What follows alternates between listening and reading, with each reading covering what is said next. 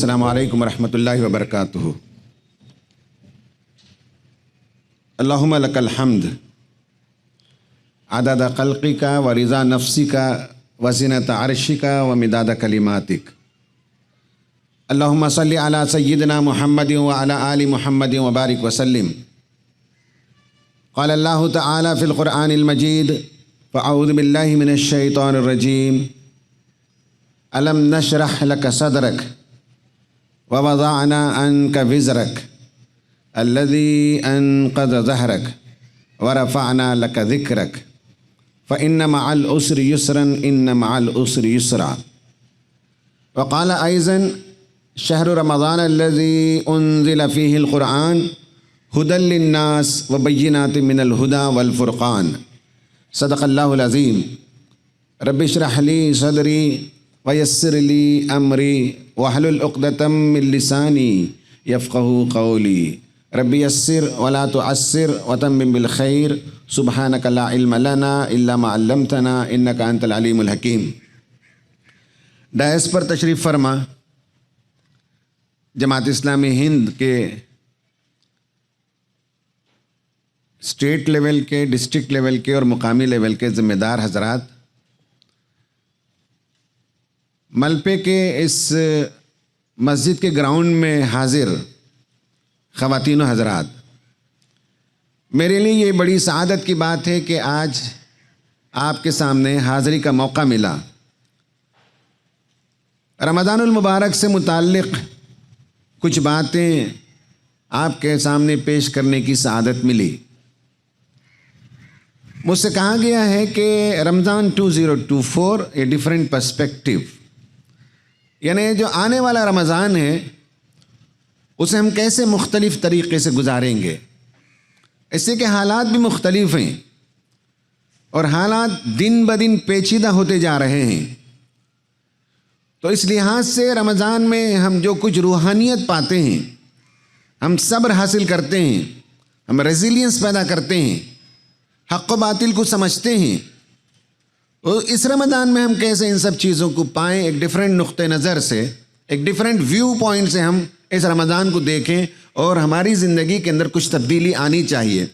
ورنہ بہت سے رمضان ہماری زندگیوں میں آئے اور چلے گئے، اس کے باوجود ہماری زندگی میں کوئی تبدیلی پیدا نہیں ہوتی ہے، تو رمضان کا کوئی فائدہ ہم نے نہیں پایا۔ رمضان کا ثواب تو لے لیا لیکن ہماری پرسنالٹی کے اندر، ہماری شخصیت کے اندر کوئی چینج نہیں آیا۔ تو یہ ہمارا اپنا پرابلم ہے کہ ہم رمضان سے پہلے منصوبہ بندی نہیں کرتے، پلاننگ نہیں کرتے۔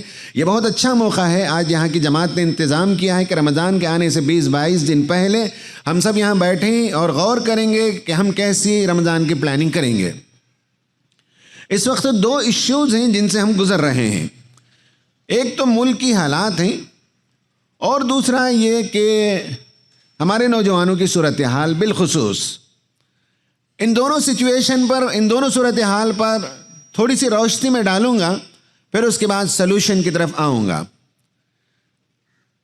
جیسے جیسے انتخابات ہمارے ملک میں قریب آ رہے ہیں، حالات کو خراب سے خراب تر کیا جا رہا ہے، نفرت کی آگ بھڑکائی جاتی ہے، دشمنیاں پیدا کی جاتی ہیں، اور سلیکٹڈ اپلیکیشن آف لا، قانون میں اگر کسی کا کنسٹرکشن ان آتھرائزڈ ہے تو ان آتھرائزڈ کنسٹرکشن میں کوئی ریلیجن کا نام نہیں ہوتا۔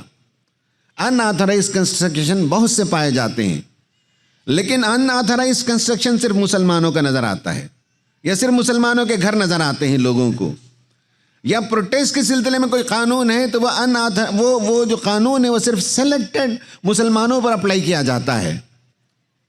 مسلمانوں کو جن جن چیزوں سے تکلیف دی جا سکتی ہے وہ سارے مسائل کھوج کر کھرید کر نکالے جاتے ہیں۔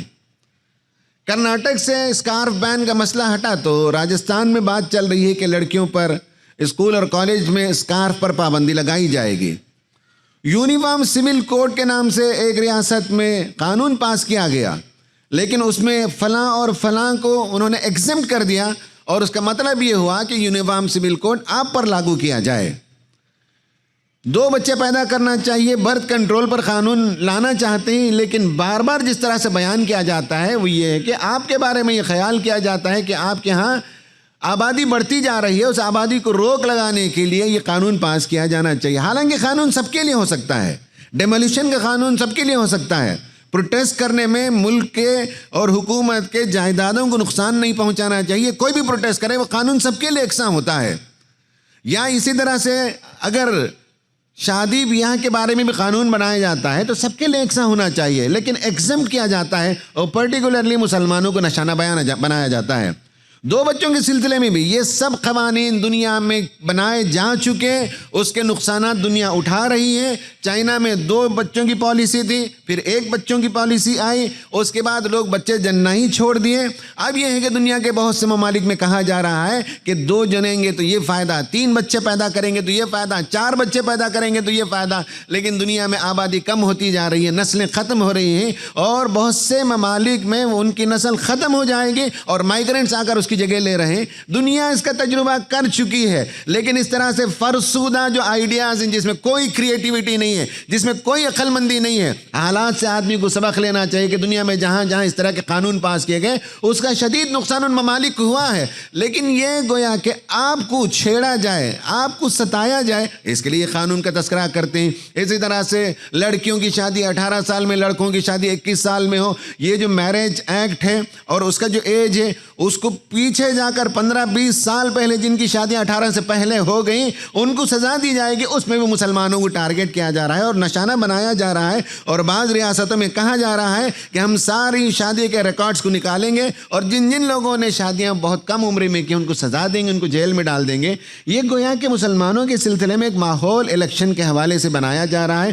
مدرسوں کو بین لگانے کے لیے، خاص کر جو گورنمنٹ اسپانسرڈ یہ مدرسہ بورڈ ہوتا ہے، اس مدرسہ بورڈ کے تحت بہت سے مدرسے چلتے ہیں، تو ان پر پابندی لگانے کے لیے ایک سٹیٹ میں بڑی تیزی کے ساتھ سماعتیں جاری ہیں کورٹ میں، تاکہ جلد از جلد وہ سماعت ختم ہو اور الیکشن سے قریب اس کا فیصلہ آ جائے۔ اسی طرح سے گیان واپی مسجد کا مسئلہ، اس کو بھی جو ہے بالکل الیکشن کے قریب میں لایا گیا۔ اسی طرح سے دیوبند میں وہاں اس طرح کی تعلیم دی جا رہی ہے اور بچوں کو انڈاکٹرینیشن کیا جا رہا ہے، ملک کے خلاف تیار کیا جا رہا ہے۔ یہ جھوٹ، یہ بکواس، یہ افواد، یہ سب جو ہے الیکشن کے قریب میں ان سب کو لایا جاتا ہے تاکہ ماحول کو گرمایا جائے۔ ایسے میں مسلمانوں کا رویہ کیا ہونا چاہیے؟ رمضان ہمیں کیا سبق دیتا ہے؟ کیا ایسے ماحول نبی کریم صلی اللہ علیہ وسلم کے زمانے میں بھی تھے؟ اور آپ صلی اللہ علیہ وسلم کی اسٹریٹجی کیا تھی؟ اس پر میں تفصیل سے بات کروں گا۔ یہ نمبر 1 ہے۔ پرابلم نمبر 2 یہ کہ ہم میں سے آج کی دنیا میں جتنے لوگ یہ جو گیجٹ استعمال کرتے ہیں، ڈیجیٹل دنیا میں رہتے ہیں، ان سب کا پرابلم ہے، میرا بھی ہے، آپ کا بھی ہے، بالخصوص نوجوانوں کا، لڑکوں اور لڑکیوں کا پرابلم یہ ہے کہ اس وقت دنیا میں انسانوں کی آزادی ختم ہو گئی۔ انسان کی آزادی سب سے سپریم ہے۔ انسان آزاد اللہ تعالیٰ نے پیدا کیا، اسے سوچنے کی آزادی ہو، سمجھنے کی آزادی ہو، فیصلہ لینے کی آزادی ہو، اسے مذہب کو ماننے کی آزادی ہو، مذہب پر چلنے کی آزادی ہو، مذہب کو قبول کرنے کی آزادی ہو، مذہب کا پرچار کرنے کی آزادی ہو۔ یہ بنیادی چیز ہے۔ لیکن جس طرح سے ڈیجیٹل دنیا میں ہمارے بچے انٹینگل ہوتے جا رہے ہیں، اس کے نتیجے میں ذہنی امراض، mental issues, mental distress, anxiety, depression, یہ سارے مسائل پیدا ہو رہے ہیں اور گھر گھر کے ایشوز ہیں، اور ہر جگہ بچوں کے اندر بالخصوص 11th 12th اور گریجویشن میں جب آتے ہیں تو ماں باپ کے لیے سیریس پرابلمز ہو جاتے ہیں۔ ان کو ڈیل کرنا کیسے، انہیں کیسے ہینڈل کیا جائے، ماؤں کی سمجھ میں نہیں آتا، باپ کی سمجھ میں نہیں آتا، اور بچوں کے سلسلے میں رویے سخت ہو جاتے ہیں۔ اور یہ جو جتنے گیجٹ استعمال کرتے ہیں، اس کا نتیجہ یہ ہوا کہ ہم میں سے کوئی فرد آزاد نہیں ہے۔ ہر انسان کے بارے میں گوگل کے پاس، فیس بک کے پاس 5000 ڈیٹا پوائنٹس موجود ہیں۔ اس کا مطلب ہے آپ کے بارے میں 5000 باتیں گوگل کو معلوم ہے آپ کون ہیں۔ آپ کا نام کیا ہے، آپ کی عمر کیا ہے، آپ کی بیماریاں کیا ہیں، آپ کون سی گولیاں کھاتے ہیں، آپ کہاں کہاں جاتے ہیں، آپ کے رشتہ دار کون ہیں، آپ واٹس ایپ کتنا استعمال کرتے ہیں، سوتے کب ہیں آپ، جاگتے کب ہیں آپ، نماز کو جاتے ہیں کہ نہیں جاتے ہیں، ویڈیو دیکھتے ہیں تو کون سے ویڈیوز دیکھتے ہیں، ویڈیوز جب دیکھتے ہیں تو آپ کے چہرے پر، آپ کی پیشانی پر جھریاں آتی ہیں یا خوشی اور مسکراہٹ آتی ہے، کس کو دیکھتے ہیں، کیا کرتے ہیں، کن رشتہ داروں سے آپ بات کرتے ہیں۔ ہر چیز انہیں معلوم ہے اور اس کے مطابق آپ کو فیڈ کیا جاتا ہے کہ یہ دیکھیے یہ دیکھیے. آپ جیسے ہی کھولیں گے, آپ شوگر کے پیشنٹ نہیں تو شوگر کی بیماری کے سلسلے میں گولیوں کا تذکرہ آئے گا, یا یہ ہے کہ آپ کیسے ڈائبٹک ریورس کر سکتے ہیں, اس کا ایڈورٹائزمنٹ ملے گا. آپ جس ذوق کے شوق کے کپڑوں کا شوق ہے تو آپ کا فیس بک پیج کھلے گا تو مارکیٹنگ ہوگی اور آپ کے سامنے کپڑے پیش کیے جائیں گے. آپ کی آزادی متاثر ہے, آپ آزادانہ فیصلہ نہیں لے پا رہے ہیں اس لیے کہ آپ کو کوئی اور فیصلہ لینے پر مجبور کرتا ہے, پرامپٹ کرتا ہے, آئیڈیا دیتا ہے اور بار بار آپ اس کی طرف جاتے ہیں. خریدتے ہیں تو وہی خریدتے ہیں جو وہاں بتایا جاتا ہے, اور آپ کسی ڈاکٹر سے بات کرتے ہیں تو وہی بات کرتے ہیں جو آپ نے ایڈورٹائزمنٹ میں دیکھا ہے کہ اس بیماری کا یہ علاج بھی بتایا جاتا ہے. آپ اور ہم آزاد نہیں رہے, ہم سب کی آزادی اس وقت مجروح ہے. اور اس کے علاوہ آپ کو معلوم ہوگا کہ ہم پورے انسان ریڈیوز ہو گئے نمبر پر. ہماری پہچان امین الحسن کی اور عبدالعزیز صاحب کی اور عمران اللہ صاحب کی یہ نمبر نہیں ہے, یہ پہچان نہیں ہے. پہچان ہے فون نمبر. آپ کا فون نمبر اگر ہے گورنمنٹ کے پاس تو آپ کہاں ہیں, کیا کرتے ہیں, ساری ڈیٹیلز معلوم ہے. آپ کا ایک آدھار کارڈ ہے, وہ ایک کافی ہے تو معلوم ہوگا کہ آپ کے بینک کا اکاؤنٹ کہاں ہے, آپ کے پاس کتنا پیسے ہے, آپ راشن کیا لیتے ہیں, آپ کپڑا کیا خریدتے ہیں, گورنمنٹ کے اسکول میں آپ کے بچے پڑھتے ہیں کہ نہیں پڑھتے ہیں. ہر چیز کی تفصیل صرف آدھار نمبر سے معلوم کیا جاتا ہے. پھر ہر جگہ ہم اپنے بایو میٹرکس دیتے ہیں. ہماری کوئی آزادی باقی نہیں رہی. یہ انڈیویجول چیزیں ہمارے اندر اللہ تعالیٰ نے جو فنگر پرنٹس اور آنکھوں کے اندر جو نقشہ بنایا ہے وہ انڈیویجول ہے, ہر فرد کا یونیک ہے. لیکن ساری چیزیں اس وقت گورنمنٹ کے کنٹرول میں. آپ آزاد نہیں ہیں. یہ صرف ہندوستان کی بات نہیں ہے بلکہ پوری دنیا میں انسان کا صرف ایک نمبر ہے. ہندوستان میں تو ابھی کہاں 5-6 نمبر ہیں. ہمارے پاس فون نمبر الگ ہے, پین نمبر الگ ہے, ہمارے پاس آدھار نمبر الگ ہے. باقی دنیا میں تو ایک نمبر میں آپ کو سمٹ دیا گیا اور اب کہاں ہی دنیا میں اسے ٹریس کیا جاتا ہے. آپ کی کوئی آزادی باقی نہیں رہی. یہاں تک کہ اب آپ کے ذہن میں خیال ڈالا جا سکتا ہے, اسے وائس آف گاڈ ٹیکنالوجی کہتے ہیں. پہلے تو یہ ہوتا ہے کہ انسان کچھ باتوں کو سنتا ہے, پھر وہ بات جو ہے کان کے پردوں سے ٹکراتی ہے, پھر اس کے بعد برین کی طرف ہو جاتی ہے اور برین میں کہیں آپ کو وہ آئیڈیا ہوتا ہے جو آپ سنتے ہیں. میری تقریر سن رہے ہیں تو پہلے تو یہاں آپ کو کلیش ہو رہا ہے, میری آواز یہاں ٹکراتی ہے, پھر برین میں جانے کے بعد آپ کے ذہن میں مان لیں کہ ریلیجن کا ایک حصہ ہے, خانہ ہے, تو اسی جگہ جا کر میری باتیں آپ کو وائبریٹ کرتی ہیں. اب الٹا یہ کیا جا رہا ہے کہ ایسی ٹیکنالوجی بھی آئی ہے اور یہ بتایا گیا کہ 1991 میں عراق پر جو حملہ ہوا اس زمانے میں CIA نے, یہ یوٹیوب میں موجود ہے, کہ وائس آف گاڈ کے نام سے ایک آئیڈیا کسی کے ذہن میں ڈالا جا سکتا ہے. یہ تجربے ہیں, ابھی تجربے کیے جا رہے ہیں کہ ایک آئیڈیا ذہن میں ڈال دیا جائے, پھر وہ آئیڈیا جو ہے پھیلتے ہوئے آپ کے کانوں سے آ کر ٹکرائے اور پھر آپ کے کانوں میں آواز آنے لگے, کوئی کہہ رہا ہے آپ سے کہ یہ کرو. یعنی CIA نے یہ تجربہ کیا کہ خدا کہہ رہا ہے کہ اس وقت امریکہ سے نہیں لڑنا چاہیے, آرمز کو سرنڈر کر دو, اور اس طرح سے جنگ جیتنے میں ان کو آسانی ہوئی. تو یہ ساری باتیں آج کل اویلیبل ہیں کہ کس طرح سے آپ کے اندر تھاٹس کو پلانٹ کیا جا سکتا ہے, خوابوں کو پلان کیا جا سکتا ہے, امیجز کو آپ کے ذہن کے اندر ڈالا جا سکتا ہے. انسان کی آزادی ختم ہوتی جا رہی ہے. اب انسان جو ہے وہ کرنے لگتا ہے جو دنیا چاہتی ہے, ان کے ذہنوں کے اندر وہ باتیں پیوست کرتے ہیں, وہ باتیں ان کے اندر ڈال دیتے ہیں اور اس طرح سے انسان سوچنے لگتا ہے, دیکھنے لگتا ہے, بولنے لگتا ہے. کسی زمانے میں بلکہ آج تک بھی اس کو بیماری کہتے ہیں. ایک آدمی گھر میں بیٹھے بیٹھے اسے سنائی دے رہا ہے کہ کوئی بات کر رہا ہے, ساس اسے کچھ کہہ رہی ہے, نند اس کے خلاف ایکٹنگ کر رہی ہے, اس کا باس اسے کچھ بول رہا ہے, تو اسکیزوفرینیا بیماری کہتے ہیں. جو آدمی کو نہیں ہے وہ دکھائی دینے لگے, سنائی دینے لگے. اب دکھائی دیا جا سکتا ہے, سنائی دیا جا سکتا ہے, وہ امپلانٹ کیا جا سکتا ہے. ایسی ٹیکنالوجی بھی آ رہی ہے. مائکرو ویو جو آپ استعمال کرتے ہیں آون میں, مائکرو ویو, ان مائکرو ویوز کے ذریعے سے کوئی تھاٹ کو ٹرانسپلانٹ کیا جا سکتا ہے. یہ سب چیزیں اس پر کام ہو رہی ہیں. تو میں یہ کہہ رہا ہوں کہ یہ دوسرا بڑا سیریس پرابلم ہے. ایک پرابلم تو میں نے بتایا کہ ملک میں جو کچھ صورتحال ہے وہ, اور دوسرا یہ کہ اس کے نتیجے میں خود ہمارے بچوں کا فیوچر کیا ہوگا جو ڈیپلی انڈلج رہتے ہیں, رات میں 2-2, 3-3 بجے تک اسی گیجٹ میں, فون میں وہ ڈوبے ہوئے ہوتے ہیں. تو ہمارے بچوں کا مستقبل کیا ہوگا؟ تعلیم سے دلچسپی کم ہے, کمانے سے دلچسپی کم ہے, ماں باپ کی بات سنتے کم ہے, مذہب سے ان کی دلچسپی کم ہے, اس لیے کہ ان کا جو اٹینشن اسپین ہے, کسی بات کو سننے کا جو وقفہ ہے. پہلے زمانے میں رات کے 1-1, 2-2 بجے تک تقریریں ہوتی تھی, میلاد کے جلسے ہوتے تھے, لوگ بیٹھ کر سنتے تھے, 1-1 گھنٹے کی تقریر لوگ سن سکتے تھے. لیکن جب سے یہ آ گیا ریلز, 1 منٹ کا ریل، 30 سیکنڈ کا ریل، 2 منٹ کا ریل۔ اب جب بچے گھمانے لگتے ہیں کہ پہلے تو ایک جوک دیکھ لیا، 1 منٹ میں آگے ہٹا دیا تو سوئٹزرلینڈ کا ایک نقشہ آ گیا، پھر آگے ہٹا دیا تو ایک گانا آ گیا، پھر آگے ہٹا دیا تو کرکٹ میچ آ گیا، پھر آگے ہٹا دیا تو ایک جوک آ گیا۔ 1 منٹ کے اندر، 1 منٹ کے اندر جس طرح سے ہم ریلز کو آگے کرتے ہیں، اس کا نقصان یہ کہ ہمارا ذہن، خاص کر بچوں کا ذہن، کسی موضوع پر 2-4 منٹ سے زیادہ سن نہیں سکتے۔ آپ بٹھا کر نصیحت کرنا چاہیں، جمعے کے خطبے میں مولانا کچھ کہنا چاہیں تو ان کی کوئی دلچسپی ہی نہیں، اس لیے کہ 20-25 منٹ سن نہیں سکتے، پڑھ نہیں سکتے کوئی کتاب، سیریس کتاب اس لیے نہیں پڑھ سکتے کہ وہ 1 منٹ کے اندر جس طرح سے ریلز کو گھمانے کے عادی ہو گئے، اس طرح سے ان کا ذہن فوکس ختم ہو گیا۔ یہ کوئی مورل پرابلم نہیں ہے جو میں کہہ رہا ہوں، یہ پیورلی مینٹل پرابلم ہے، بایولوجیکل پرابلم ہے، جس سے ہمارے بچے گزر رہے ہیں کہ ان کی سنجیدگی ختم، ان کا پوٹینشیل ختم، ان کا فوکس ختم، اور وہ جو کچھ بننا چاہتے ہیں بن نہیں سکتے اگر اس پر کنٹرول نہیں ہو۔ جو بچے اسے کنٹرول کرتے ہیں ان کی زندگی کے اندر آپ دیکھ سکتے ہیں سلامت روی پائی جاتی ہے، ان کے اندر اسٹیبلٹی پائی جاتی ہے۔ یہ میں نے آپ کے سامنے رکھا ہے رمضان کو کیسے دیکھیں۔ رمضان اصل میرا موضوع ہے، حالات حاضرہ میرا موضوع نہیں ہے۔ رمضان میں اب کیسے ہم اپنی شناخت کو ریکور کریں، کس طرح سے ہم اسے دریافت کریں۔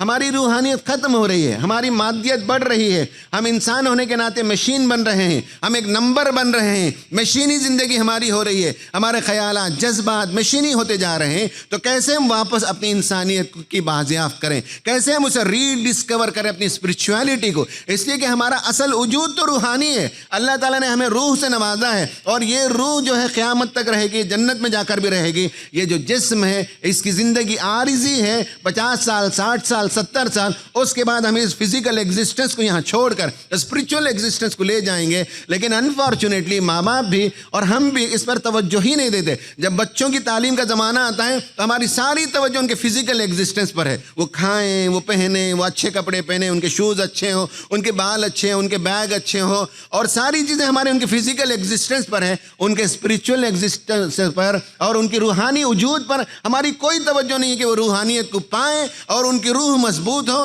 اور ایک اچھی روح کو، ایک خدا سے راضی روح کو، اور خدا نے ہمیں جیسے کچھ چاہا ہے ویسے زندگی بسر کر کے ہمارے بچے اور ہم روح کو خدا کے پاس لے جائیں، یہ ہمارے تصور میں نہیں ہے۔ ہم اپنے جسم پر زیادہ توجہ دیتے ہیں، شادی بیاہ اور جتنی چیزیں ہماری زندگی میں، اس پر ہماری توجہ صرف فزیکل ایگزسٹنس پر ہے۔ انٹرنل ایگزسٹنس، اسپرچول ایگزسٹنس، روحانی وجود، اسے رمضان میں کیسے دریافت کریں، یہ میرا موضوع ہے۔ تو میں نے پہلے پس منظر اس کو آپ کو بتایا۔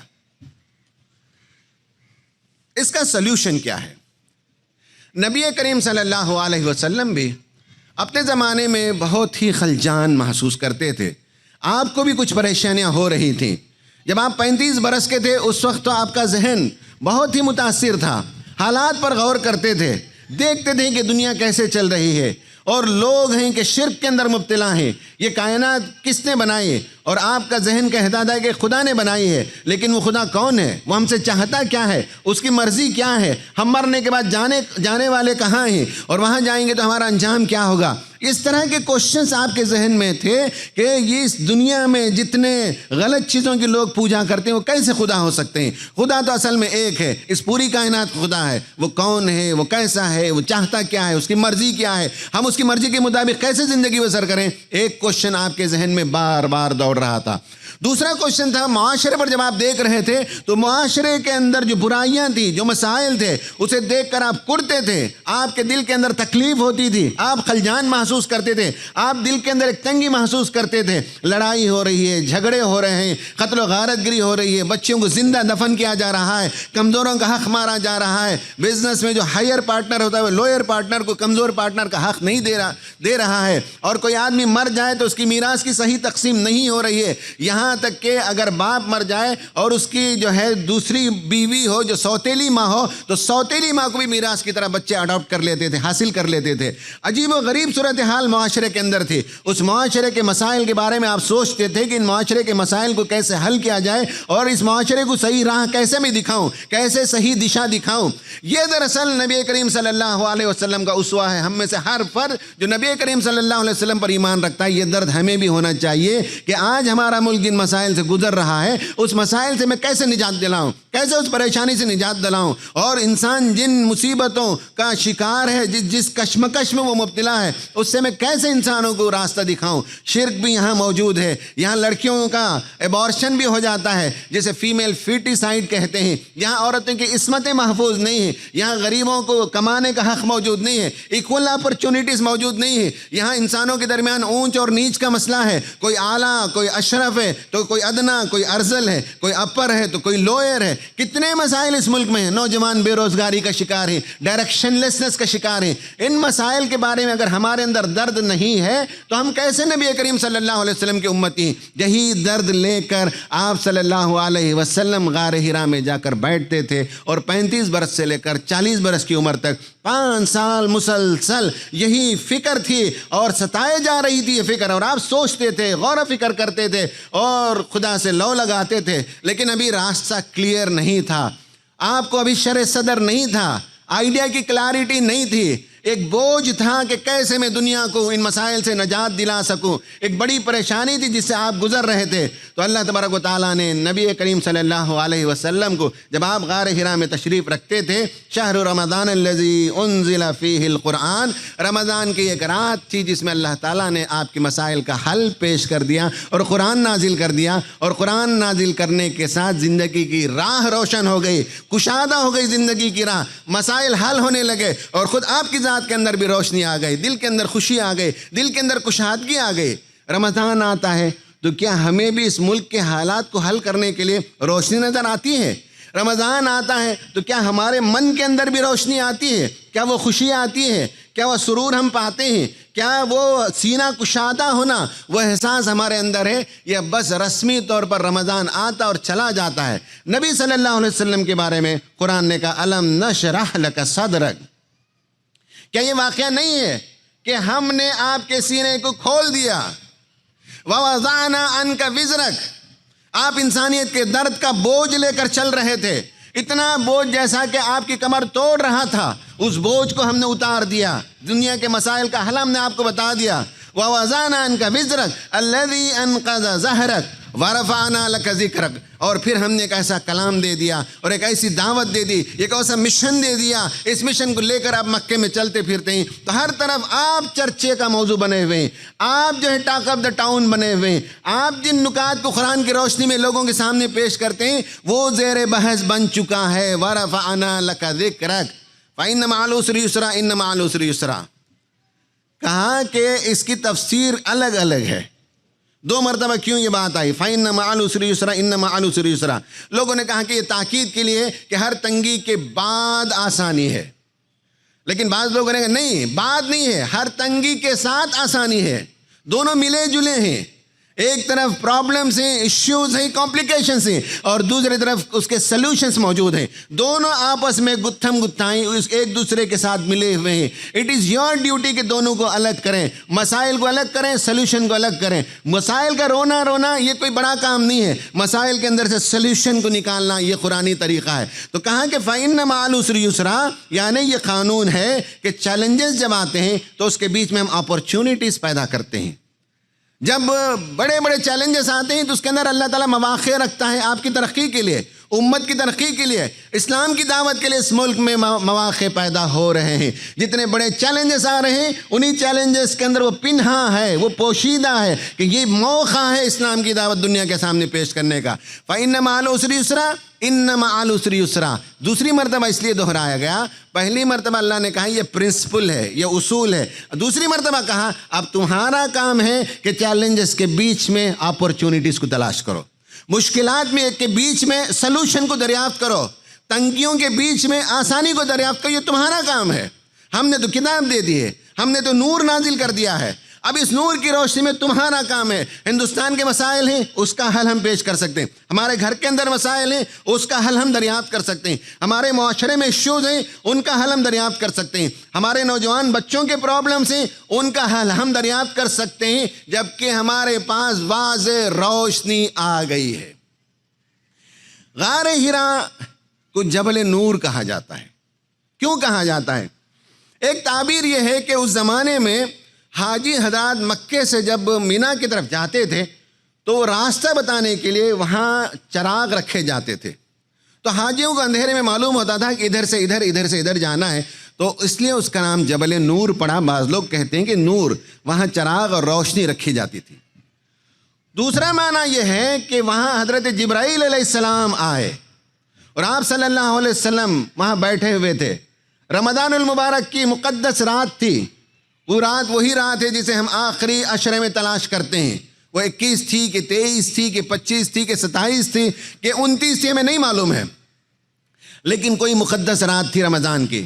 اس رات میں نور نازل ہوا، حضرت جبرائیل آئے، قرآن نور ہے، نور لے کر آئے۔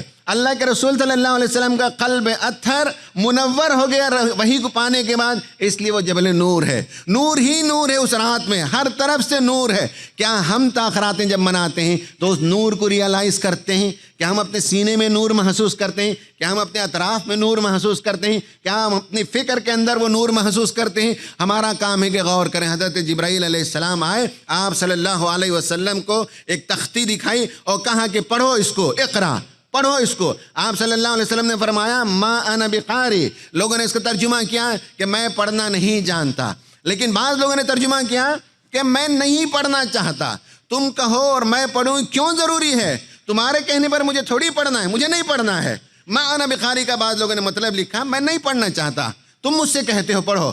تو پھر کہا کہ اقرأ، اس کے بعد کہا اقرأ بسم ربک الذی خلق، اپنے رب کے نام سے پڑھو۔ تو آپ نے فرمایا رب کے نام سے پڑھنا ہے تو میں حاضر ہوں، میں پڑھنا چاہتا ہوں۔ آپ نے پڑھنا شروع کیا۔ پھر اس تختی میں جو آیتیں لکھی ہوئی تھی وہ آپ صلی اللہ علیہ وسلم کو پڑھایا، اور کوزہ رکھا ہوا تھا، اس میں وضو کرنا سکھایا، اور جبرائیل نے 2 رکعت نماز پڑھ کے سکھایا کہ نماز اس طرح سے پڑھی جاتی ہے۔ اس میں قرآن کی آیتوں کو جب ہم اس کے بعد لے کر آئیں گے وحی کی شکل میں، ان آیتوں کو نماز میں اس طرح سے پڑھا جاتا ہے۔ پڑھا کر جب جانے لگے، زور سے بھینچا جب وحی نازل کی تو آپ صلی اللہ علیہ وسلم کو بہت ہی پورے جسم کے اندر رونگٹے کھڑے ہو گئے تھے، اور ایک خوشی کا عالم تھا، ایک عجیب عالم تھا۔ ایک بہت بڑی ذمہ داری، انسانیت کی رہنمائی کی ذمہ داری آپ پر ڈالی جا رہی تھی۔ دنیا سے اندھیرے کو مٹانا اور نور کو عام کرنا آپ کی ذمہ داری دی جا رہی تھی۔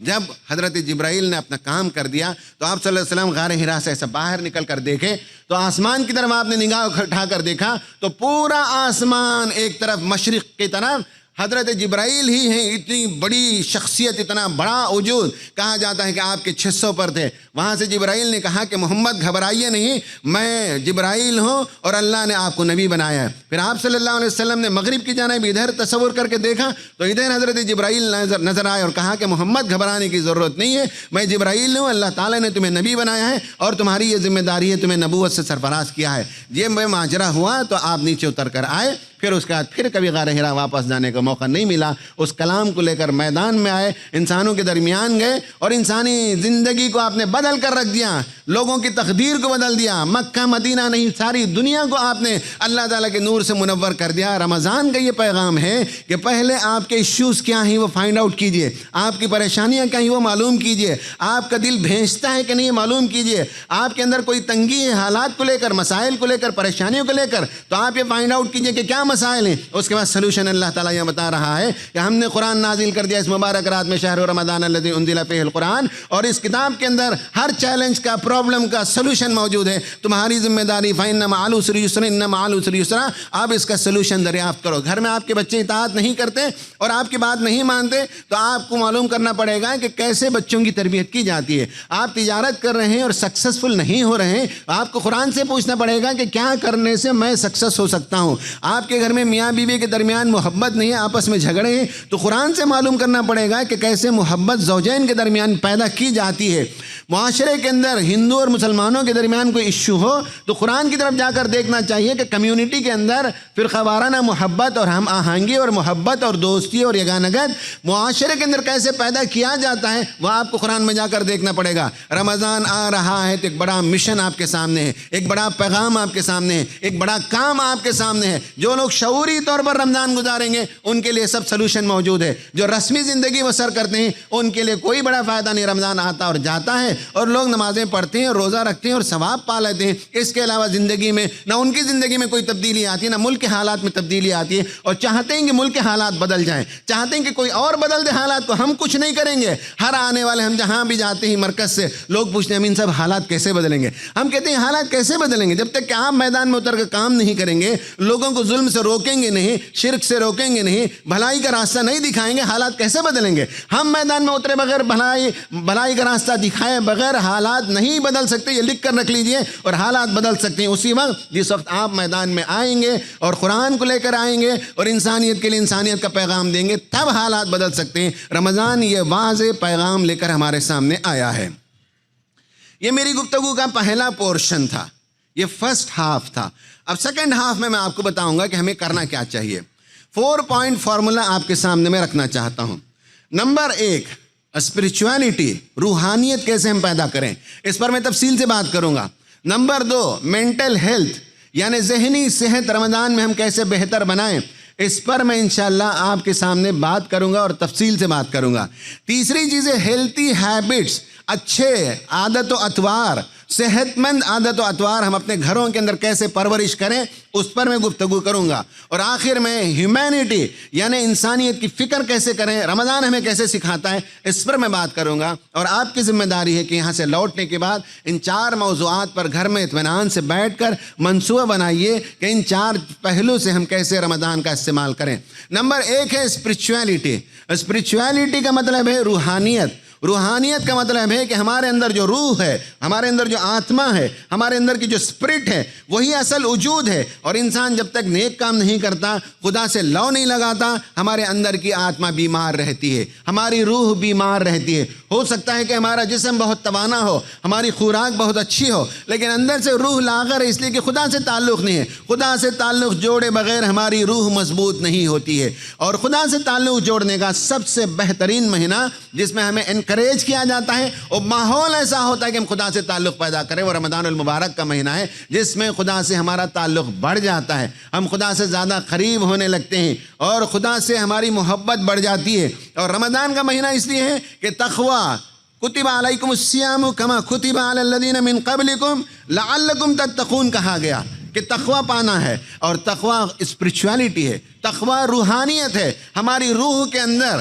ایک چوکنا ہونا، ہمیں اپنے آپ کو بچانا، آخرت میں ہم اپنے آپ کو کامیاب کر سکیں، اس آئیڈیا کا نام تقویٰ ہے۔ تقویٰ کا ترجمہ بعض لوگوں نے انگریزی میں کیا ہے، اردو میں بھی اس کا ترجمہ اس طرح سے کیا گیا ہے، وہ یہ ہے الف لام میم ذالک الکتاب لا ریب فیہ ہدی للمتقین۔ اس جگہ بعض لوگوں نے لکھا ہے کہ یہ کتاب متقیوں کے لیے ہدایت ہے۔ کا مطلب ابھی تو کوئی قرآن ہی نہیں پڑھا، کوئی آدمی کافر ہے جس نے ابھی اسلام قبول نہیں کیا، تو متقی کیسے ہو جائے گا؟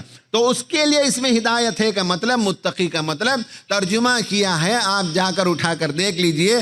مرمڈک پکتال نے یہ ترجمہ کیا ہے، مصطفیٰ خطاب نے یہ ترجمہ کیا ہے۔ وہ ترجمہ یہ ہے کہ this book is a book of guidance for those who are mindful. ترجمہ ہے مائنڈفلنس، یعنی جو آدمی عقل سے کام لے، شعور رکھتا ہو، اپنے آپ کو بچانا چاہتا ہو۔ جیسے دیکھتے ہیں کہ الیکٹرک کے کھمبے پر لکھا ہوتا ہے بیویئر ہائی وولٹیج شاک، لکھا ہوتا ہے۔ جو آدمی بیویئر اور اویئر ہو کر زندگی بسر کرے، محتاط زندگی بسر کرے، اپنے انجام پر نگاہ رکھے، بیوی سے جو جملہ کہتا ہے یہ جملہ اس کے دل کو توڑے گا کہ پیار پیدا کرے گا، جو اویئر ہوگا وہی متقی ہوگا۔ بچوں کے ساتھ برتاؤ کرتے ہوئے جو آدمی غصے میں برس پڑے گا وہ عقل مند نہیں، اس لیے کہ اویئر نہیں ہے۔ جو آدمی اویئر ہوگا وہ بچوں سے بات کرتے ہوئے دیکھے گا کہ میرے ان جملوں کے نتیجے میں میرے بچے بنیں گے کہ بگڑیں گے۔ آپ جو دنیا میں ڈیلنگ کرتے ہیں، لین دین کرتے ہیں، اس میں بیویئر رہیں، کانشیس رہیں، مائنڈفل رہیں کہ یہ بزنس میں جو کر رہا ہوں اس میں دھوکہ تو نہیں ہے، اس میں جو ہے کوئی حرام کام تو نہیں ہے۔ جب یہ اویئرنیس ہوگا تو آپ متقی ہوں گے، جب یہ اویئرنیس نہیں ہوگا تو شیطان اس میں غالب آ سکتا ہے۔ اویئر ہونا، چوکنا رہنا، محتاط رہنا، انجام پر نگاہ رکھنا، اپنے آپ کو بچانا، جہنم کی آگ سے بچانا، غلط کام سے بچانا، یہ ہے تقویٰ، یہ ہے روحانیت۔ رمضان میں یہ روحانیت ہمیں پیدا کرنے کی ضرورت ہے۔ یہ روحانیت کیسے ہوتی ہے؟ مائنڈفلنس کا ایک معنی ہے مائنڈ کو آپ اپنے ہتھیلی پر رکھیں اور دیکھتے رہیں اس میں کیا خیالات پیدا ہو رہے ہیں، کیا جذبات پیدا ہو رہے ہیں۔ آپ اپنے سر کے اندر جو دماغ ہے اسے ہتھیلی میں رکھ کر محسوس کیجئے، جنسی جذبات غلط طریقے سے ابھر رہے ہیں، آپ دیکھ سکتے ہیں کہ جنسی جذبہ غلط ابھر رہا ہے، اسے مجھے روکنا چاہیے۔ کیسے ہوتا ہے؟ رمضان میں ہمارا مائنڈفلنس ایسے بڑھتا ہے کہ بھوک لگتی ہے، ہمیں برین کے ایک حصے میں بھوک لگتی ہے، کھانا بھی سامنے رکھا ہوا ہے، یہاں بھوک لگ رہی ہے، وہاں کھانا رکھا ہوا ہے، لیکن کھانا نہیں کھاتے، اسی کا نام ہے مائنڈ فلنس۔ اسی کہ ہم دیکھ رہے ہیں کہ رمضان میں کھانا نہیں کھانا ہے، پانی کی پیاس لگ رہی ہے، برین کے اس حصے میں پیاس لگ رہی ہے، ہمیں معلوم ہے، اور وہاں پانی رکھا ہوا ہے، اور کوئی آدمی گھر میں موجود نہیں ہے، تنہا ہوں میں پی سکتا ہوں، لیکن mindfulness, I am looking at my mind, میں اپنے ذہن کو دیکھ رہا ہوں، پانی کی پیاس ہو رہی ہے، پانی موجود ہے، لیکن مجھے خدا کے لیے پانی نہیں پینا ہے۔ یہ جو مائنڈ فلنس رمضان پیدا کرتا ہے، رمضان کے بعد جو بھول کیوں جاتے ہیں، معاملات میں بھول کیوں جاتے ہیں، غصہ کیوں اتنا جلدی آ جاتا ہے، کیوں جلدی مایوس ہو جاتے ہیں، کیوں جلدی دوسروں سے جھگڑا کر لیتے ہیں، کیوں غلط کاموں میں ہم چلے جاتے ہیں، کیوں ہم خدا کی نافرمانی کرتے ہیں؟ اگر مائنڈ فلنس ہوتا، تقویٰ کا رویہ ہوتا، اور ہم شعور کی زندگی بسر کرتے، کانشیس زندگی بسر کرتے، تو ہم وہ کام نہیں کرتے جو غلط کام ہم کر جاتے ہیں۔ اس لیے کہا گیا کہ رمضان اسپرچویلٹی کو ڈیولپ کرنے کا مہینہ ہے، روحانیت کو پروموٹ کرنے کا مہینہ ہے۔ روحانیت کو پروموٹ کرنے میں سب سے اہم کام مائنڈ فل رہیں کہ کوئی غلط کام ہم سے نہ ہو، کوئی غلط بات ہم سے نہ نکلے، کوئی غلط رویہ ہمارا نہ ہو، ہم سب کے لیے محبت نثار کرنے والے ہوں، ہم ایثار کرنے والے ہوں، ہم سب سے محبت کرنے والے ہوں، ہم سب کے خیر خواہی کرنے والے ہوں۔ یہ پیدا کرنا گویا خدا سے لو لگانے کے نتیجے میں بندوں کے لیے انسان اچھا ہو جاتا ہے۔ خدا سے آپ لو لگائیں اور بندوں کے ساتھ آپ کے تعلقات خراب ہوں تو آپ کی روحانیت نہیں ہے۔ تو روحانیت پیدا کرنے کے لیے رمضان میں ہم تھوڑا سا پہلے اٹھتے ہیں، تہجد پڑھتے ہیں، کثرت سے نمازیں پڑھتے ہیں، وقت جب ملتا ہے تو زیادہ نمازیں پڑھتے ہیں، ذکر اللہ کرتے ہیں، تراویح کے لیے کھڑے ہوتے ہیں، اور بندوں کو اس بحث میں الجھنے کی ضرورت نہیں ہے کہ 8 رکعت ہے کہ 20 رکعت ہے۔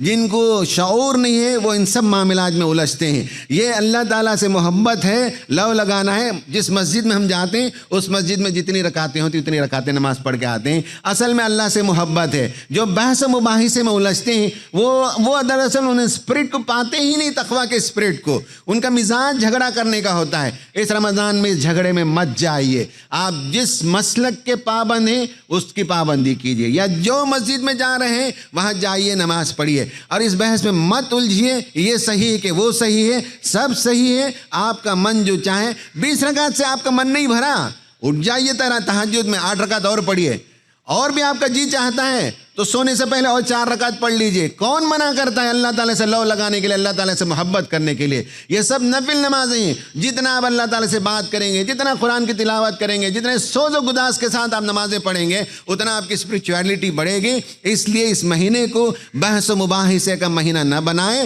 آپ ہرگز نہ الجھیں۔ لوگ کہیں تو کہیں بھائی ہمارے کان بند ہیں، ہمیں کیا کرنا ہمیں معلوم ہے، ہم اللہ تعالیٰ سے محبت کرتے ہیں، ہم جتنی بھی نمازیں پڑھیں ہمارا من بھرتا نہیں، تم ہمیں یہ سب پٹی نہ پڑھاؤ، اور کوئی مسئلے کی جھگڑے میں مت جائیے۔ یہ صحیح ہے کہ وہ صحیح ہے، ہرگز اس میں مت جائیے، اس لیے کہ ہاں آپ اور دوسرے لوگ عالم نہیں ہیں۔ جن کا علم سچا ہوتا ہے وہ رسول اللہ کی زندگی کا مطالعہ کرتے ہیں، گہرائی سے مطالعہ کرتے ہیں، اور آپ کبھی اس طرح کے ایشوز میں تنگی آپ نے پیدا نہیں کی۔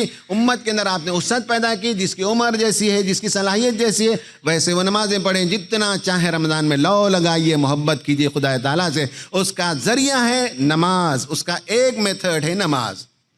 اسی طرح سے رمضان المبارک میں اسپرچویلٹی بڑھانے کا ایک طریقہ ہے قرآن کی تلاوت۔ قرآن سوز و گداز سے پڑھیے، ایسا پڑھیے کہ رقت طاری ہو، ایسا پڑھیے کہ اب آپ پر وحی نازل ہو رہی ہے، جیسے نبی کریم صلی اللہ علیہ وسلم پر رمضان میں وحی نازل ہو رہی تھی، اس طرح سے آپ محسوس کیجئے کہ اللہ تعالیٰ آپ سے ایڈریس کر رہا ہے، آپ کا نام لے کر کہہ رہا ہے یہ کرو یہ کرو، جاؤ دنیا میں مسائل پیدا ہو گئے، کھڑے ہو جاؤ، لوگوں کو انذار کرو، لوگوں کو جہنم کی آگ سے ڈراؤ، لوگوں کو اللہ تعالیٰ کا تعارف پیدا کراؤ، فلاں کرو فلاں کرو۔ اللہ تعالیٰ ہم سے ایڈریس کر رہا ہے، ہم سے بات کر رہا ہے۔ اگر توفیق ہو جائے تو ایک صفحہ آدھا صفحہ ترجمہ سے پڑھ لیجئے۔ گاڈ از ایڈریسنگ یو، اللہ تعالیٰ نے خط لکھا ہے آپ کو، آپ اس خط کو پڑھیے، آپ کو کچھ پیغام دے رہا ہے، کچھ میسیج دے رہا ہے۔ یہ ہے روحانیت کے خدا کو پہچاننا، خدا کی بات کو سمجھنا، یہ روحانیت ہے۔ رمضان المبارک میں روحانیت کو بڑھانے کا ایک طریقہ یہ بھی ہے۔ روحانیت بڑھانے کا ایک طریقہ ہے دعائیں کیجئے۔ کثرت سے دعائیں کیجئے. میں نے اپنے کئی دوستوں سے پوچھا کہ تم کتنے گھنٹے دعا کر سکتے ہو, تو لوگوں نے کہا 5-10 منٹ کے بعد ہم تھک جاتے ہیں, ہمارے پاس دعا کرنے کے لیے کچھ نہیں ہے. میں لوگوں سے پوچھتا ہوں کہ تم 21ویں تاخیرات کو جو دعا کرتے ہو وہی 23 میں, وہی 25 میں, وہی 27 میں, وہی 29 میں کرتے ہو, یا 21 میں جو دعائیں کی اس سے مختلف اب تم 23 میں کرتے ہو؟ کہنے لگے امین صاحب ہم کو آتا ہی نہیں, ہم 5-10 منٹ کی دعا کرتے ہیں, اور 21 میں جو دعا کی وہی کاپی پیسٹ 23 میں, وہی کاپی پیسٹ ہم نے 25 میں دعا کر دی. دعا کیجئے, دعا کرنا سیکھے. بے شمار کتابیں اویلیبل ہیں, نیٹ میں جائیے تو دعائیں آپ کو ملتے ہیں, دعاؤں کے مجموعے ملتے ہیں, ان کو اٹھائیے, رمضان میں پڑھیے پڑھیے پڑھیے ان کتابوں کو. اور میں نے جیسے کہا کہ 5 کتاب جمع کر لیں الگ الگ, تو 21 کو پوری دعا کی کتاب 21ویں تاخیرات کو ختم کر دیجئے. ایک رات 23ویں رات کو ایک دوسری کتاب پڑھ دیجئے, آدھا گھنٹہ, 1 گھنٹہ, 2 گھنٹے آپ دعا کر سکتے ہیں. ایسی ایسی دعاؤں کی کتابیں موجود ہیں جو رسول صلی اللہ علیہ وسلم نے دعائیں سکھائیں, جو قرآن کی دعائیں ہیں. خوب کثرت سے پڑھیے اور دعاؤں کو یاد کیجئے, تاکہ اگر قرآن کی دعائیں اور حدیث کی دعائیں یاد ہو جائیں تو ہم اپنی نمازوں میں دعا کر سکتے ہیں. ہماری نمازیں طویل ہو سکتی ہیں. ہم تہجد کی نماز بھی پڑھتے ہیں تو 5-10 منٹ کے اندر ختم کر دیتے ہیں, اس لیے کہ ہمیں نہ صورتیں یاد ہیں اور نہ ہمیں دعائیں یاد ہیں. صورتیں یاد کیجئے, دعائیں یاد کیجئے, آٹومیٹیکلی آپ کی نمازیں لمبی ہو جائیں گی اور آپ لمبی لمبی نماز پڑھنے کے عادی ہوں گے. روحانیت کو پروان چڑھانے کا سب سے بہترین موقع ہے, سیزن ہے. اس سیزن سے جو آدمی فائدہ نہیں اٹھایا وہ محروم انسان ہے. اور مجھے نہیں معلوم ہے آپ کے شہر کے بارے میں, آئی ہیو نو آئیڈیا, لیکن میں دوسرے شہروں میں جاتا ہوں, دیکھتا ہوں رمضان کھانے پینے کا مہینہ بن گیا, رمضان شاپنگ کا مہینہ ہو گیا, اور عورتیں مارکیٹ میں نظر آتی ہیں. خدا را یہ کام نہ کیجئے, جو خریدنا ہے رمضان سے پہلے خریدیے, اور اگر نہ بھی خریدیں تو عید ہو جائے گی. اصل عید تو رمضان, آپ نے روحانیت پیدا کر لی تو وہی سب سے بڑی عید ہے. رمضان کی روحانیت کا قتل کر کے اچھے کپڑے پہن کر عید منانے کا فائدہ کیا ہے؟ رمضان کی راتیں بازار میں گھومنے کے لیے نہیں, جو کرنا ہے سودا سلف خریدنا ہے, کپڑے خریدنے, شوز خریدنے, رمضان سے پہلے سب کچھ کر لیجئے. رمضان کے مہینے میں یا تو آپ اسکول کالج جائیں گے, یا آپ اپنے آفس میں جائیں گے, عورتیں کچن میں کام کریں گی, یا جاب کرتی ہیں تو جاب پہ جائیں گی. یہ ایک کام ہو گیا. دوسرا کام مسجدوں میں گزرے, اور تیسرا کام گھر میں گزرے, اور چوتھا کام میدان میں سماج میں انسانوں کی اصلاح کے لیے اور امر بالمعروف نہی عن المنکر کے لیے میدان میں کام کیجئے. یہ شاپنگ کرنا یہ روحانیت کے خلاف ہے. رمضان میں ایک سوئی سے رمضان میں رہیے. ہاں ضرورت پڑی تو جا کر لے آ سکتے ہیں, منع نہیں ہے, حرام نہیں ہے, لیکن مارکیٹ کی رونق جو بڑھاتے ہیں یہ غلط کام ہے جو ہماری خواتین کرتی ہیں, مرد لوگ بھی کرتے ہیں. جو شہروں میں دیکھتا ہوں, یہاں تو ایسا نہیں ہوتا ہوگا یہاں کے شہروں میں, تو بہرحال یہ ایک ایسا خیال ہے میرا, بعض شہروں میں میں نے دیکھا ہے. روحانیت کو بڑھائیے. نمبر 2 ہے مینٹل ہیلتھ, ذہنی صحت. ہر انسان آج کے زمانے میں ذہنی طور پر کچھ نہ کچھ بیمار ہے. کسی کو غصہ بہت جلدی آتا ہے, کوئی بہت جلد مایوس ہو جاتا ہے, کوئی ڈپریشن کا شکار ہے, کوئی گھٹن کا شکار ہے, کسی کے اندر ایک تکلیف ہے جو کسی سے بیان نہیں کر رہا ہے, کسی کے پاس سب کچھ ہے, دولت ہے, گھر ہے, کار ہے, بنگلے ہیں, لیکن اندر سے خالی خالی محسوس ہو رہا ہے. ایک ویکیوم ہے اندر, پتہ نہیں کیا ہو رہا ہے, زبان نہیں ہے اسے بیان کرنے کے لیے, لیکن feeling some thing missing in side. لوگ کہتے ہیں یہ سب مینٹل ایشوز ہیں لوگوں کے. اور اسی طرح سے اینگزائٹی ہے, ڈپریشن ہے, لوگوں سے نہیں ملنا ہے, تنہائی پسندی ہے, عبادتوں میں دل نہیں لگنا ہے, یہ سب مینٹل پرابلم ہے. اسٹریس ہے, مینٹل پرابلم کی شروعات یہاں سے ہوتی ہے. رمضان ہمیں اسٹریس فری گزارنا چاہیے. ہمیں سکھاتا ہے رمضان کہ بھوک لگے تو برداشت کر سکتے ہیں, پیاس لگے تو برداشت کر سکتے ہیں. سکھاتا کہ نہیں سکھاتا؟ اسی طرح سے دنیا کی زندگی میں صبح شام ایشوز آتے ہیں, اسی سے تو اسٹریس پیدا ہوتا ہے, اور اسٹریس کو ہم برداشت کرنا سیکھتے ہیں. تو رمضان ہمیں برداشت کرنا سکھاتا ہے, بھوک برداشت کرنا سکھاتا ہے, پیاس برداشت کرنا سکھاتا ہے, جنسی جذبے پر کنٹرول کرنا سکھاتا ہے. نیند آتی ہے رات میں تراویح کے وقت, تب بھی ہمیں کنٹرول کرنا سکھاتا ہے رمضان.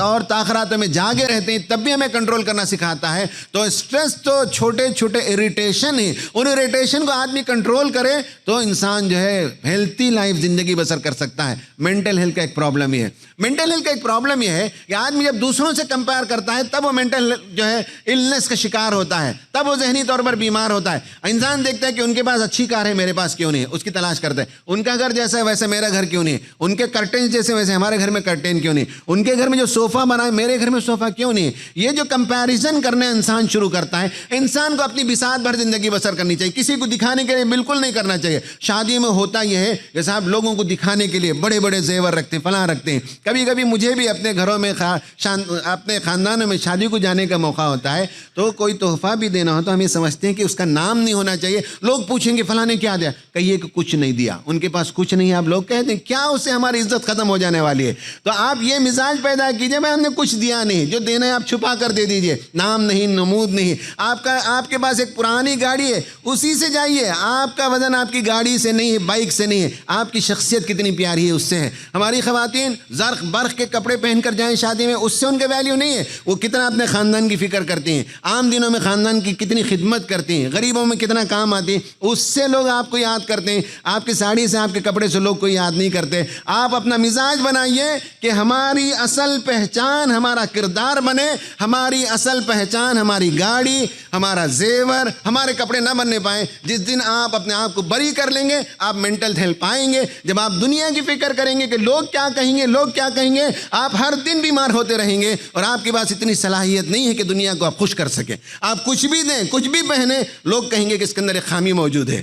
یہ پیدا کیجئے, اپنے آپ کو ایمانسپیٹ کیجئے, اپنے آپ کو فارغ کر لیجئے. دنیا کو نہیں بتائیے کہ آپ کیا ہیں. آپ کا وجود, آپ کی شخصیت, آپ کی دینداری, آپ کا کنٹریبیوشن سوسائٹی کو, وہی آپ کی پہچان ہو. باقی سب پہچان غلط ہے, نکال دیجئے. تو مینٹل ہیلتھ کے لیے تھینک فلنس ضروری ہے, شکر گزاری ضروری ہے. اللہ نے مجھے جو دیا اس پر میں شکر ادا کرتا ہوں. میرے پاس 2 کپڑے ہیں, میں مشکور ہوں. میرے پاس زیور نہیں ہے, اللہ کا شکر ہے. کان تو اللہ تعالیٰ نے دیے ہیں, اللہ تعالیٰ نے جسم تو اچھا دیا ہے. میرے پاس بڑا بنگلہ نہیں ہے, کوئی مسئلہ نہیں ہے, سر چھپانے کے لیے جھونپڑی ہے. آئی ایم ویری تھینک فل. جس دن آپ تھینک فلنس پیدا کریں گے, اس دن آپ مینٹل ہیلتھ پا لیں گے. قرآن کہتا ہے کہ رمضان اس لیے آیا ہے کہ تاکہ تمہارے اندر شکر گزاری پیدا ہو. قرآن کہتا ہے لِتُكَبِّرُوا اللَّهَ عَلَى مَا هَدَاكُمْ وَلَعَلَّكُمْ تَشْكُرُونَ. رمضان اس لیے آتا ہے کہ تم اللہ تعالیٰ کی کبریائی بیان کرو اور شکر گزاری سیکھو. رمضان میں بھوکے رہ کر جب کھانا کھاؤ گے تو اللہ تعالیٰ کا شکر ادا کرو گے کہ اللہ تعالیٰ 365 دن ہمیں کھلاتا ہے, 3 وقت کھلاتا ہے, بہت اچھا کھاتے ہیں. دنیا میں ایسے لوگ ہیں جن کو 2 وقت کی روٹی نہیں ملتی. تھینک فلنس, شکر گزاری, یہ ڈپریشن سے نکلنے کا بہترین ذریعہ ہے. شکر گزاری یہ پیدا کرنا ہوگا آپ کو. Number 2 mental health. Number 3 healthy habits, صحت مند زندگی کے رویے.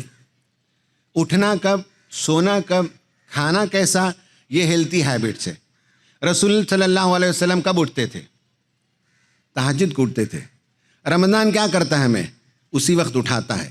ہیلتھی ہیبٹ پیدا کرتا ہے, اسی وقت ہمیں اٹھاتا ہے. رسول صلی اللہ علیہ وسلم عشاء کی نماز پڑھنے کے بعد سوتے تھے. رمضان میں عشاء کی نماز لمبی ہو جاتی ہے, تراویح کے بعد سونا, یہ اللہ کے رسول صلی اللہ علیہ وسلم کا طریقہ ہے. آپ صلی اللہ علیہ وسلم کثرت سے روزہ رکھتے تھے. ہیلتھی ہیبٹ, یہ ہیلتھی ہیبٹ ہے آپ کا. تو کب سونا, کب جاگنا, کیا کھانا چاہیے. رسول صلی اللہ علیہ وسلم کبھی پیٹ بھر کر نہیں کھاتے تھے, آدھا پیٹ کھاتے تھے. ہم اتنا کھاتے, ساری بیماریوں کی جڑ کھانا ہے. جس دن آپ کھانے پہ کنٹرول کریں گے اس دن آپ صحت پائیں گے. ہیلتھی ڈائٹ کھانا سیکھیں, ہیلتھی لائف اسٹائل سیکھیں. رمضان ہمیں ہیلتھی ڈائٹ سکھاتا ہے, دن بھر بھوکا رہ کر شام میں افطار میں 2 گھونٹ پانی, کچھ کھجور, کچھ پھل. لیکن انفارچونیٹلی لوگ یہ کرتے ہیں کہ جتنا نہیں کھائے دن بھر میں اس کے ڈبل افطار میں کھاتے ہیں, تو روزے کا مقصد ختم ہوتا ہے. روزے کا مقصد یہ کہ ہم اپنے ڈائٹس پر کنٹرول کریں, ہم اپنے ہیلتھی ہیبٹس کو پیدا کریں. نوجوان رات میں سوتے ہیں اور رات میں جاگتے ہیں اور دن میں سوتے ہیں, یہ ہیلتھی ہیبٹ نہیں ہے. ہیلتھی ہیبٹ پیدا کرنے کا رمضان بہترین موقع ہے.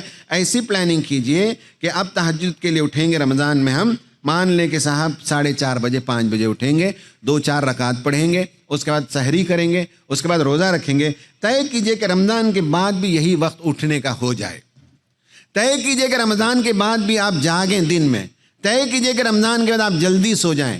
آپ کوئی بھی یہاں ڈاکٹر ہو تو ان سے پوچھئے, انسان کا جو باڈی کلاک ہے, اندر کا ایک کلاک ہوتا ہے, وہ رات کے 11 بجے سے صبح کے 4 بجے تک فنکشننگ کرتا ہے. اور آپ کے صحت کے لیے جو کیمیکلز ریلیز کرنا ہے, اور برین میں سونے کے بعد جو کیمیکل ریلیز ہوتے ہیں ہیلتھی زندگی کے لیے, وہ 11 بجے سے 4 بجے تک کا کام ہوتا ہے. جو لوگ رات میں نہیں سوتے ان کو کیمیکل ریلیز نہیں ہوتے, ان کی بیماریاں دور نہیں ہوتی. رمضان کا مہینہ ہے, 11 بجے سوئیے, 4 بجے اٹھیے, پرفیکٹ ٹائمنگ ہے آپ کے ہیلتھ کے لیے. تو healthy life style, healthy diet, healthy habits کا رمضان ایک بہترین مشق کا زمانہ ہے۔ رمضان گزرنے کے بعد اسی سسٹم کو آپ کیری کیجئے، آپ کی زندگی میں چینج نہ آئے تو مجھے پھر آپ فون کر کے بات کریں کہ امین صاحب ہم نے تو یہ کیا، ہماری زندگی میں چینج نہیں آیا۔ لازماً چینج آئے گا، تبدیلی آئے گی آپ کی زندگی کے اندر، خوشگواری آئے گی۔ کم کھانے، کم سونے، کم بولنے سے انسان بہت اچھا بنتا ہے۔ زیادہ بولنے، زیادہ سونے، زیادہ کھانے سے انسان روحانی طور پر مریض ہو جاتا ہے۔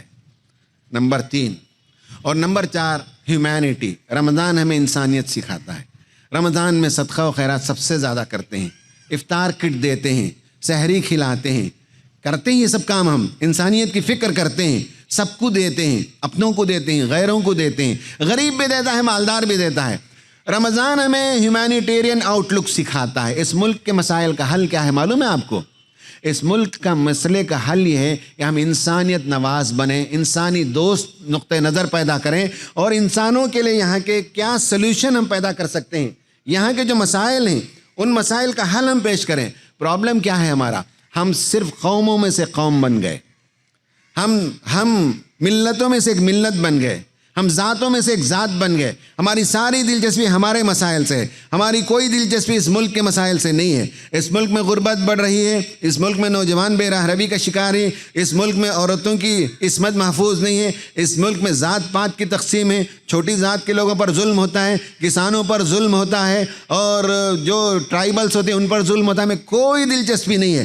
اگر ہم واقعتاً انسانوں کی فکر کریں تو اس ملک میں غربت کے ازالے کے لیے ہمیں آگے آنا پڑے گا، نوجوانوں کو صحیح راہ دکھانے کے لیے ہمیں آگے آنا پڑے گا، عورتوں کو محفوظ رکھنے، انہیں ایمپاور کرنے کے لیے ہمیں آگے آنا پڑے گا، قوموں کے اندر جو لڑائیاں ہوتی ہیں اسے ختم کرنے کے لیے ہمیں آگے آنا پڑے گا۔ رمضان تو ہمیں ہیومینٹی سکھاتا ہے، رمضان ہمیں انسانیت سکھاتا ہے، اور رمضان آئے اور ہمارے اندر انسانیت پیدا نہ ہو، ہیومینٹی پیدا نہ ہو تو فائدہ کیا ہے؟ رمضان میں انسانیت کے لیے ہمارا دل دھڑکنے لگے، انسانیت کے مسائل حل کرنے کے لیے ہم بیتاب ہو جائیں، مضطرب ہو جائیں، پریشان ہو جائیں، اور انسانوں کے لیے دوڑ دھوپ کرنے والے ہو جائیں۔ رسول صلی اللہ علیہ وسلم یہی کرتے تھے مکے میں۔ آپ جب نبی بن کر آئے تو بی بی خدیجہ نے کیا کہا؟ یہی تو کہا تھا کہ آپ کھانا کھلاتے ہیں، غریبوں کی جو فکر کرتے ہیں، ناداروں کی مدد کرتے ہیں، یہی تو کہا تھا۔ کیا ہماری یہ پہچان ہے کہ ہم غریبوں کے کام آتے ہیں، ناداروں کے کام آتے ہیں، معاشرے میں چلتے پھرتے ہیں؟ کیا معاشرہ ہمیں اس سے جانتا ہے کہ ہم انسانیت کے لیے کام کرنے والے لوگ ہیں یا قوم کے لیے کام کرنے والے لوگ ہیں؟ اگر ہماری پہچان ہے کہ صرف قومیت کا نعرہ لگاتے ہیں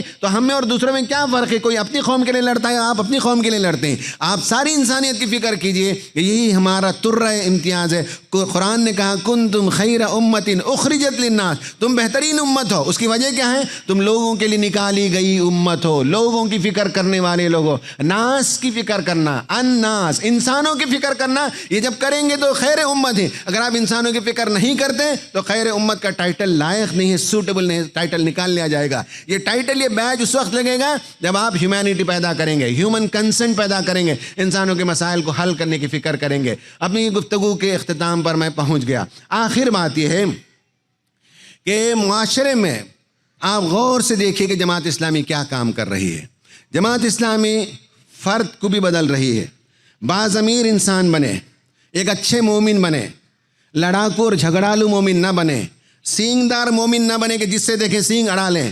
آپ ایک بہت شریف النفس، اچھے انسان، بعض امیر انسان، مائنڈ فل انسان، پیسفل انسان بنے۔ جماعت اسلامی کے کاموں کا ایک بڑا حصہ جو ہے وہ فرد کی تیاری ہے، ایک ایک فرد کو تیار کرنا۔ دوسرا جماعت اسلامی کا کام ہے معاشرے کو چینج کرنا، مسلم معاشرے کو بھی چینج کرنا، غیر مسلم معاشرے کے اندر بھی بھلائی پیدا کرنا، امر بالمعروف پیدا کرنا، نہیں عن المنکر کا فریضہ ادا کرنے کے لیے امت کو تیار کرنا۔ معاشرے کے جتنے ایشوز ہیں اور جہاں ممکن ہم کام کر دیں، جہاں ممکن نہیں ہے وہاں اپنا پریس بیان دیتے ہیں، ہم اپنا نقطہ نظر بیان کرتے ہیں، ہم اپنی کتاب سے لکھتے ہیں، ہم ایم پی سے ملاقات کرتے ہیں، ہم علماء سے ملاقات کرتے ہیں، ہندو سکھ عیسائی کے بڑے بڑے مذہبی رہنماؤں سے ملتے ہیں، اور غیر مسلموں کے بڑے بڑے انفلوئنسر سے ملتے ہیں، اور بتاتے ہیں کہ ہمارے ملک کو کون سی دیمک ہے جو چاٹ رہی ہے اور کون سے کیڑے ہیں جو کھا رہے ہیں، اس ملک کی حفاظت کیسے کرنی چاہیے۔ ہم معاشرے کی اصلاح کا کام کرتے ہیں۔ اور تیسری چیز یہ ہے کہ اس ملک کا جو سیاسی نظام ہے وہ عدل پر مبنی ہو، کسی پر ظلم نہ ہو۔ یہ اصل کام ہے انبیاء کا کام۔ آپ کسی سے بھی پوچھیں، جب آپ کو پیغام ملے تو آپ پوچھیں کہ کون سا کام نبیوں والا کام ہے۔ نبیوں والا کام قرآن نے کہا لقد ارسلنا رسلنا بالبینات وانزلنا معهم الکتاب والمیزان لیقوم والناس بالقسط، نبیوں نے دنیا میں کام کیا عدل و قسط کے لیے۔ اگر عدل و قسط کے لیے کوئی کام نہیں کر رہا ہے تو نبوی کام نہیں ہے، ایک جزوی کام ہے، ایک اصلاحی کام ہے۔ اور دنیا میں عدل و قسط قائم کرنے کے لیے غریبوں کو حق ملے، چھوٹی ذات کے لوگوں کو ان کا حق ملے، عورتوں کو ان کا حق ملے، معاشی انصاف ملے، سیاسی انصاف ملے، ہر انصاف کے لیے کوئی کوشش کرے تو یہ نبوی کام ہے۔ اس لیے کہ اللہ نے دنیا میں نبیوں کو عدل و انصاف کے قیام کے لیے بھیجا۔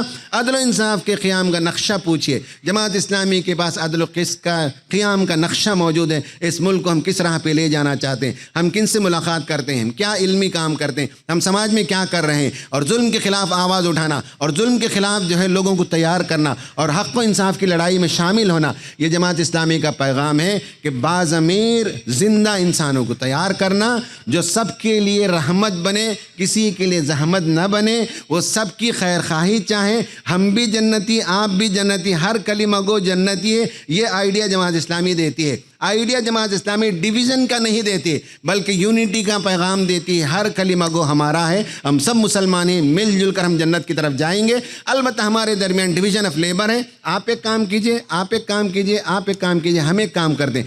آپ کے کام کو ہم غلط نہیں کہتے، ہمارا کام بھی غلط نہیں ہے، کیونکہ قرآن و حدیث کی تعبیر آپ کے ذہن میں ایک ہے، آپ کے ذہن میں ایک ہے، آپ کے ذہن میں ایک ہے، میرے ذہن میں ایک ہے۔ نہ آپ کے پاس وحی آتی ہے کہ ہم مان لیں کہ آپ کی بات صحیح ہے، نہ آپ کے پاس وحی آتی ہے کہ ہم آپ کی بات کو صحیح مان لیں، نہ آپ کے پاس وحی آتی ہے کہ آپ کی بات صحیح مان لیں، نہ مجھ پر وحی آتی ہے کہ میری بات صحیح مان لیں۔ تعبیر ہے، خلوص کے ساتھ قرآن پڑھتے ہیں تو میرا ایک انٹرپریٹیشن آپ کا ایک انٹرپریٹیشن ہو سکتا ہے۔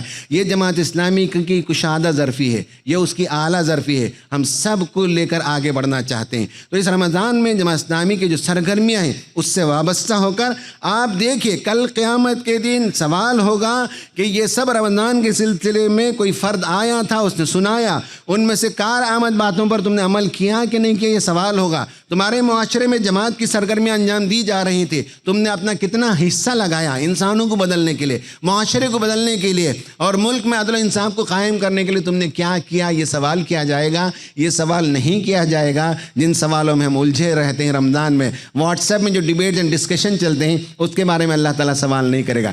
سوال اتنا کرے گا کہ رمضان میں قرآن کی محبت میں تم نے کچھ زائد نمازیں پڑھی کہ نہیں پڑھی جیسے تمہارا نبی پڑھتا تھا۔ تمہارے رسول تو سال کے 365 دن پڑھتے تھے، تم کم از کم رمضان میں اس کا اہتمام کرتے تھے نہیں کرتے تھے، یہ اللہ تعالیٰ ہم سے پوچھے گا۔ تو یہ کشادگی پیدا کیجئے، یہ وسعت پیدا کیجئے، اور جماعت کے کاموں کو دیکھیے، جماعت کا پیغام ہے اس کی طرف آئیے، اور آپ اس کے ساتھ مل کر کارکن رکن بن کر کاندھے سے کاندھا ملا کر کام کیجئے۔ میری گفتگو ختم ہوئی، میں نے بتایا کہ ملک کی جو صورتحال ہے اس کا بھی میں نے تذکرہ کیا، اور آج نئی نسل جس کی حریت، جس کی آزادی ختم، اور جس پر لوگوں کا ڈیجیٹل کنٹرول ہے، ان سب سے نکلنے کا کیا طریقہ ہے، یہ فکر پیدا کر کے رسول صلی اللہ علیہ وسلم غار ہرا میں بیٹھتے تھے۔ اس فکر کے ساتھ ہم رمضان کی شروعات کریں گے۔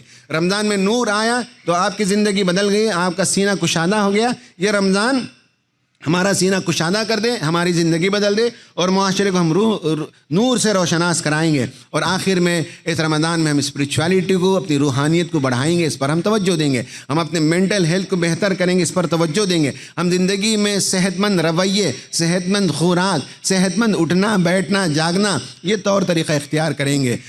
اور اس رمضان میں ہم انسانیت کی فکر کریں گے۔ اس کے لیے جماعت کا جو پلیٹ فارم ہے، خواتین کا پلیٹ فارم ہے، لڑکوں کا پلیٹ فارم ہے، لڑکیوں کا پلیٹ فارم ہے، بچوں کا پلیٹ فارم ہے، علماء کی ایک الگ ہمارے پاس ان کی ایک مجلس الگ موجود ہے، لائرس ہے تو ان کے لیے ایک الگ مجلس موجود ہے، جو انجینئرس ہیں ان کے لیے ہمارے پاس پروفیشنل گروپ موجود ہے، آپ میں سے جو ڈاکٹرز ہیں ان کے لیے ڈاکٹرز فار ہیومینٹی کا فورم ہمارے پاس موجود ہے، الگ الگ فورم موجود ہیں۔ آپ کے سامنے یہ پیغام میں رکھ رہا ہوں کہ زندگی کو بدلنے کے لیے پلیٹ فارمز کی ضرورت ہوتی ہے، پلیٹ فارمز میں آئیے۔ اس میں ہمیں تھوڑی تکلیف ہوتی ہے، ہمیں خود ہی کو، ہمارے ایگو کو تھوڑا سا ڈاؤن کرنا پڑتا ہے، اور انسانیت اور سماج کے لیے، اسلام کے لیے کام کرنا پڑتا ہے۔ اللہ تعالیٰ سے دعا ہے کہ آپ سب کے آنے کو اور صبر و سکون کے ساتھ بیٹھ کر گفتگو سننے پر اللہ تعالیٰ آپ سب کو بھرپور اجر عطا فرمائے۔ آنے والا رمضان ہماری زندگی میں انقلاب پیدا کرنے والا رمضان ثابت فرمائے، اور اپنی زندگیوں کے اندر اللہ تعالیٰ ایک خوشگوار تبدیلی ہمیں پیدا کرنے کی توفیق عطا فرمائے۔ آمین۔ وآخر دعوانا ان الحمد للہ رب العالمین۔